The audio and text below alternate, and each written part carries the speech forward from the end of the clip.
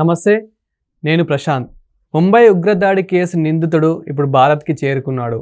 అసలు ఆ నిందితుడు ఎవరు, ఆయన అసలు ఏం జరిగింది అనేది అయితే తెలుసుకుందాం. ప్రస్తుతం మనతో పాటు అయితే సీనియర్ జర్నలిస్ట్ జగదేవ్ గారు ఉన్నారు. నమస్తే అండి.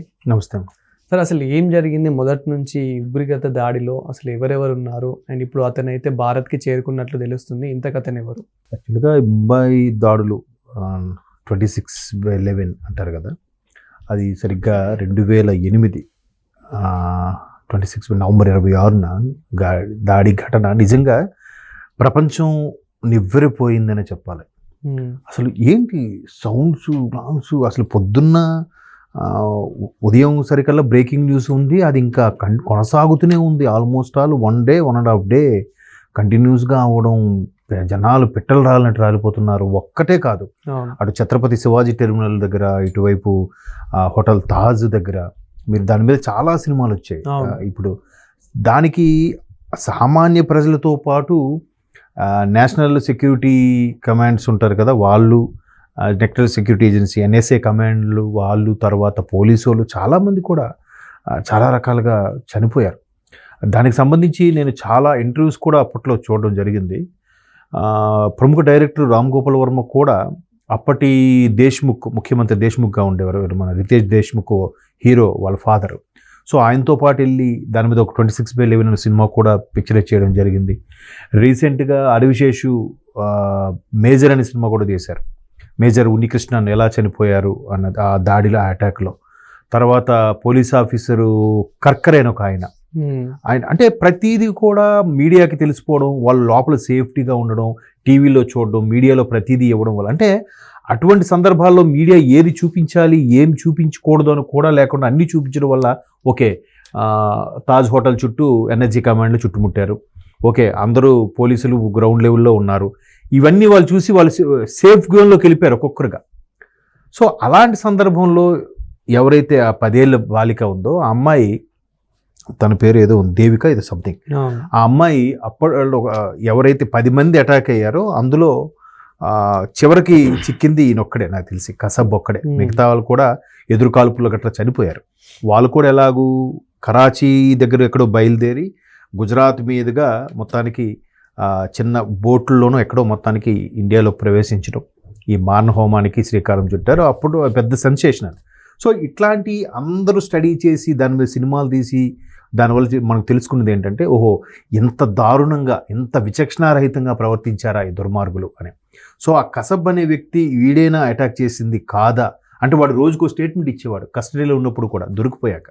ఇప్పుడు కర్కరే అనే వ్యక్తి నిజంగా రాగానే ఫస్ట్ దీనికి మీడియా అవుట్లెట్ ఏదైతే ఉందో అది మొత్తం కట్ చేయండి, ఇంటర్నెట్ కట్ చేయండి అని చెప్పాడంటే ఆయన తాజ్ హోటల్కి.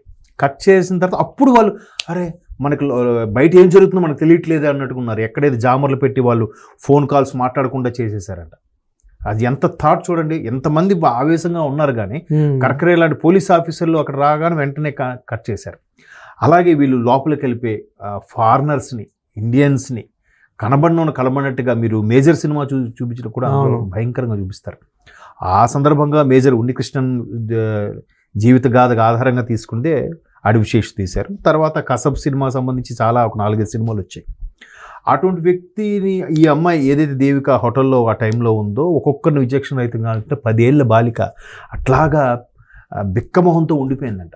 తర్వాత కసబ్ని జైల్లో పెట్టిన తర్వాత కస్టడీలోకి తీసుకున్నాక కూడా గుర్తించిన వీళ్ళలో ప్రధానంగా ఈ అమ్మాయి దేవిక, ఈ వీడే మా వాళ్ళని చంపింది వీడే అన్నట్టు కూడా గుర్తించింది. తర్వాత ఆడు జైల్లో ఉన్నప్పుడు కూడా రకరకాల కోరికలు కోరాడు. నేను అసలు రాఖీ అంటే ఏంటి, మీరు ఎందుకు జరుపుకుంటారు, నాకు ఒకరోజు బిర్యానీ తినాలనుంది, ఒకరోజు హలీం తినాలనుంది డిమాండ్ చేసేవాడంట. అటువంటి వాళ్ళకి మనం సరే మనిషే కదా అని మానవతా దృక్పథంతో చూస్తుంటే, వాడు అరెస్ట్ అయిన తర్వాత కూడా వాడిలో పశ్చాత్తాపం, పాపభీతి ఏం లేదు. నేను నా దేశం కోసం వీళ్ళందరినీ చంపానన్నట్టుగా మాట్లాడాడు. ఆఖరికి వాడి మూలాలు ఎక్కడున్నాయని పాకిస్తాన్లో వాళ్ళకి తెలిసి పాకిస్తాన్కి సమాచారం ఇస్తే వాళ్ళు రెస్పాండ్ అవ్వలే. ఎందుకు రెస్పాండ్ అయితే వాళ్ళే చేయించారని తెలిసిపోతుందని. బట్ వాళ్ళ కుటుంబ సభ్యులకి మీ వాడిని ఉరిశిక్ష కసబ్కి ఉరివేస్తున్నాం అని చెప్పడానికి, తర్వాత ఇప్పుడు అది 2008లో జరిగింది. ఆల్మోస్ట్ వాళ్ళు 11లోనో 12లోనో ఉరిశిక్ష విధించారు. సో అది ఇన్ఫార్మ్ చేసినా కూడా వాళ్ళు రెస్పాండ్ అవ్వాలి. ఎందుకు రెస్పాండ్ అయితే వాళ్ళే చేయించారని పోతారని చెప్పి రెస్పాండ్ అవ్వాలి. సో ఇదంతటికీ ప్లాన్ చేయడానికి ఉండే సూత్రధారి ఎవరైతే ఉన్నారో, ఆ రానా అనే వ్యక్తి అప్పటి నుంచి ఆల్మోస్ట్ 2008 ఇన్సిడెంట్ నుంచి కూడా మన ప్రభుత్వం చాలా వెతుకుతోంది, తిరుగుతోంది. నిజంగా చెప్పాలంటే ప్రపంచంలో ఉండే అత్యధిక పవర్ఫుల్ దాన్ని ఏమంటారు సీక్రెట్ ఏజెన్సీల్లో భారత్ ఒకటి. అంటే నేను విన్న దాంట్లో టాప్ 3 పొజిషన్లో ఉండే వాటిలో టాప్ 3 పొజిషన్లో ఉండేది ఇజ్రాయిల్, జర్మన్ ఒకటి, రష్యా ఒకటి, ఇండియా ఒకటి అంట. ఈ 4 కూడా మంచి సీక్రెట్ ఏజెన్సీలు చాలా పవర్ఫుల్గా ఉంటాయి. అంటే ఎంత దారుణంగా అంటే వాళ్ళు దాన్ని ఎలా చెప్పాలి, సామాన్య మనుషుల్లా కలిసిపోతారు. కొంతమంది అయితే మరీ దారుణంగా అక్కడ లోకల్గా బిచ్చగాడుగాను లేదా ఒక చిన్న చిరు వ్యాపారిగాను కూడా జీవనం కొనసాగిస్తుంటారంట. బట్ ఏజెంట్స్ వాళ్ళు, మన భారతదేశం నుంచి అనుకున్న ఏజెంట్స్ అంత సీక్రెట్గా కూడా చాలా చేస్తారు. దాంట్లో అజిత్ ధోవల్, ఆయన ఇండియన్ జేమ్స్ బాండ్ అంటారు. ఆయన ఇప్పుడు ప్రస్తుతానికి ప్రధానమంత్రికి సెక్యూరిటీ అడ్వైజర్గా ఉన్నారు. సో ఇటువంటి నేపథ్యంలో ఆయన ఆయన నేతృత్వంలో ఇప్పుడు ఈ రానాని తీసుకురావడం, అమెరికాతో ద్వైత సంబంధాల్లో మాట్లాడుకోవడం. సో ఇప్పుడు ఇతను ఎక్కడ దొరికాడు సార్? అమెరికాలో ఉన్నాడని సమాచారం వచ్చింది. వీళ్ళు గస్తీ కాసి అక్కడ ప్రభుత్వానికి సమాచారం ఇచ్చి మొత్తానికి అక్కడి నుంచి ఇంటర్పోల్ పోలీసుల ద్వారా ఇన్ఫర్మేషన్ తీసుకొని అరెస్ట్ చేసి తీసుకొచ్చారు భారతదేశానికి ఎట్టకేలకు.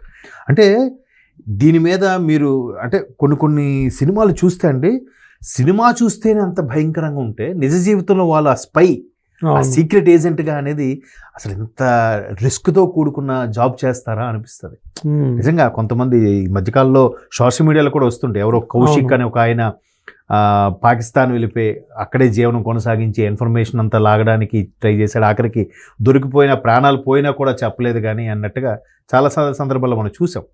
సో ఇక్కడ కూడా ఎన్డీఏ ప్రభుత్వం ఒక విధంగా క్రెడిట్ గోస్ టు ఎన్డీఏ ప్రభుత్వం అని చెప్పాలి. ఎన్డీఏ ప్రభుత్వంలో వచ్చిన తర్వాత మన ఎన్ఎస్జీ కమాండ్స్కి కానీ, బట్ బార్డర్లో ఉండే మిలిటరీ వాళ్ళకి కానీ, లేదంటే ఏదైతే ఈ సీక్రెట్ ఏజెన్సీ ఉందో దీనికి కానీ మనం ఎప్పుడు కూడా మంచి ఫుల్ పవర్స్ ఇచ్చేస్తున్నారు అనమాట. ఫుల్ పవర్స్ ఇస్తున్నారు, మంచి మంచి వెపన్స్ ఇస్తున్నారు. నిన్న నైట్ న్యూస్లో చూస్తే ఒక సెపరేట్గా యుద్ధ విమానాలకు సంబంధించిన ఒక ఉన్నది. సుమారు దానికి 60,000 కోట్లు భారత ప్రభుత్వం ఖర్చు పెట్టబోతుంది. ఎందుకంటే ఒకవైపు మనకు సంరక్షించుకుంటూ మనం పరిపాలించుకుంటూనే యుద్ధం చేసే సత్తా కూడా ఉండాలి మనకి. ఎందుకంటే రాబోయే రోజుల్లో ఎక్కడ చూసినా వీడి మీద వాడి అటాక్, వాడి మీద వీడి అటాక్ అంటే మనం సిద్ధంగా లేకపోతే ఎట్లా?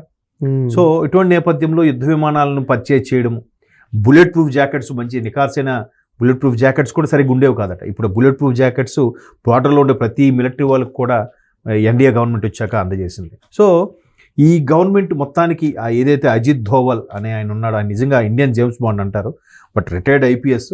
బట్ ఐపీఎస్ అయినప్పటికీ ఇప్పటికీ ఆయన ఎన్ఎస్జీ నేషనల్ సెక్యూరిటీ ఏజెన్సీలో ఉన్నాడు. ఆయన ఎన్ఎస్సీలో అందులో ఉంటూనే ఈ రిటైర్ అయిన తర్వాత కూడా ఐఏఎస్ ఐపీఎస్ ఆఫీసర్లకి మంచి పవర్ఫుల్ హోదాలు అవి ఇస్తుంటారు. ఈవెన్ ప్రధానమంత్రికి చీఫ్ సెక్యూరిటీ అడ్వైజర్గా కూడా ఉన్నాడు ఆయన. అంటే సర్వీస్లో ఉన్న వాళ్ళు ఎన్నో రకాల డక్కా ముక్కాలు తినుంటారు, ఎన్నో రకాల ఏజెన్సీలో పనిచేసి, రకరకాల వింగ్స్లో పనిచేసి, ఎక్కడ ఎలా ఉండాలి, ఎవరిని ఎక్కడ పట్టుకుంటే వాడు పని అవుద్ది, ఎక్కడ సీక్రెట్ ఏజెన్సీ ఎలా వర్కౌట్ చేయాలి అని కూడా చాలా. అంటే మీరు స్పెషల్ ఆప్స్ అని ఒక వెబ్ సిరీస్ ఉంది, మీరు చూసారంటే స్పెషల్ ఓపీఎస్ అంటుంది వెబ్ సిరీస్. అది చూడండి, అది తెలుగు వెర్షన్ కూడా ఉంది. నిజంగా వాళ్ళు ఆ ఆఫీసరు ఒక్కొక్క దేశంలో ఒక్కొక్క ఏజెంట్ ఉంటారు అనమాట. అసలైన వాడిని పట్టుకోవడానికి వాళ్ళకి ఇక్కడ నుంచి డబ్బు పంపించడం కానీ, అరేంజ్మెంట్స్ చేయడం, వెపన్స్ పంపించడం అన్నీ చేస్తూ ఉంటాడు. అలా చేసినప్పుడు కొన్నిటికి లెక్క జమ ఉండవు. అలా లేనప్పుడు ఏముంటుందో వాళ్ళు ఆడిట్ ఫేస్ చేయాల్సి వస్తుంది ఆఫీసర్లు. ఆ ఆడిట్ ఫేస్ చేయడం ఎలాగనేది ఆ సినిమా అనమాట. ఆడిట్ ఫేస్ చేస్తూ మీరు కరోనా టైంలో కూడా, ఎంత క్రైసిస్ టైంలో మీరు పలానా దేశానికి ₹1,00,00,000 పంపించారు, ఎందుకు? మీ సొంతంగా ఉపయోగించుకున్నారా లేదా దేశం కోసం ఏదైనా ఉపయోగించారా? సో అట్లాంటి పరిస్థితులు కూడా వాళ్ళు సీక్రెట్ ఏజెంట్స్ ఒక్కొక్క దేశంలో పెద్ద రిచ్ బిజినెస్ మ్యాన్ లాగా వాడితో డీల్స్ మాట్లాడుకుని వాడిని ఎక్కడ పట్టుకోవాలి అన్నట్టు కూడా చాలా అసలు నిజంగా మనకి సినిమాను అలా ఉంటే రియల్ లైఫ్లో ఒకసారి దొరికితే ఇంకా ఎవడైనా బతుకుతాడండి, వాళ్ళు వేసిపడారా. సో అట్లాగా అజిత్ ధోవల్లా గారి సలహాలు సూచనల మేరకు మొత్తానికి ఆ రానాని పట్టుకోవడం, భారతదేశాన్ని తీసుకొచ్చారు అమెరికాలో నుంచి. అమెరికా ప్రభుత్వం కూడా దీనికి సహకరించడం, అక్కడ ఇంటర్పోల్ పోలీసులు కూడా హెల్ప్ చేయబట్టి ఫైనల్గా ఇతనికి ఎలాంటి శిక్ష పడవచ్చు అంటారు? ఆబ్వియస్లీ ఇప్పుడు ఆ దేవిక కానీ ఎవరైనా ఏమనుకుంటున్నారు, ఇలాంటి వాళ్ళు క్షమాభిక్ష అనేది ఉండకూడదు, రాష్ట్రపతి నుంచి క్షమాభిక్ష కూడా ఉండకూడదు. ఉరిశిక్షనే. ఇప్పుడు మొన్న నిన్న లేదు, ఒక జస్ట్ 4 days బ్యాక్ కూడా మనం దిల్సుఖ్నగర్ పేలులకు సంబంధించి 2013లో జరిగింది కదా. అవును 2013లో దిల్సుఖ్నగర్ పేలులకు సంబంధించి కూడా అందరికీ ఉరిశిక్ష వేశారు.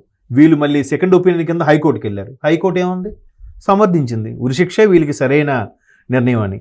ఆబ్వియస్లీ ఎవరైనా అదే అంటారు. ఎందుకంటే వాళ్ళకి ఆ కసబు కూడా ఇంచుమించు 2 నెలలు 3 నెలలు కస్టడీలో ఉన్నప్పుడు కూడా వాళ్ళు అసలు పశ్చాత్తాపమే ఫీలింగే లేదంట. అవును నేను నా దేశం కోసం నేను చంపాను, నేను ఇంకా ఛాన్సెస్ ఇంకా చంపుతాను అన్నట్టుగానే ఉన్నాడంట. అటువంటి వాడికి ఎన్నో లక్షలు కోట్లు ఖర్చు పెట్టి కడిగా సెక్యూరిటీ, వాడికి ఏది కావాలంటే అది పెట్టడం చేయకూడదు, వేస్ట్. మనం మానవతా దృక్పథంతో చేసినా కూడా వాడు రియలైజ్ అవ్వకపోతుంటే లాభం ఏంటి చెప్పండి. ఇప్పుడు పాకిస్తాన్లో కూడా ఒకవైపు క్రైసిస్తో చాలా ఇబ్బందులు పడుతుంటే వాళ్ళకి పౌరుషము పంతం ఇవన్నీ అవసరమా? తిండికి లేదురా బాబు అని అంటే ఆడెళ్ళి తొడగొడతానంటే ఎట్లా అవుతుంది? నువ్వు ముందు అన్ని విధాలుగా స్ట్రాంగ్ అయిన తర్వాత అప్పుడు వచ్చి తొడగొట్టు. నీకు తిండి లేదు, నీకు తిండికి నీ ప్రజలు అల్లాడిపోతున్నారు, నువ్వు దేశం చూస్తూ అప్పుల్లో ఉంది. ఇటువంటి సందర్భంలో వాడికి పంతము పౌరుషము ఈ రాయలసీమ ఫ్యాక్షనేషన్ టైపులో వీడికి అవసరమా పాకిస్తాన్ వాడికి చెప్పండి?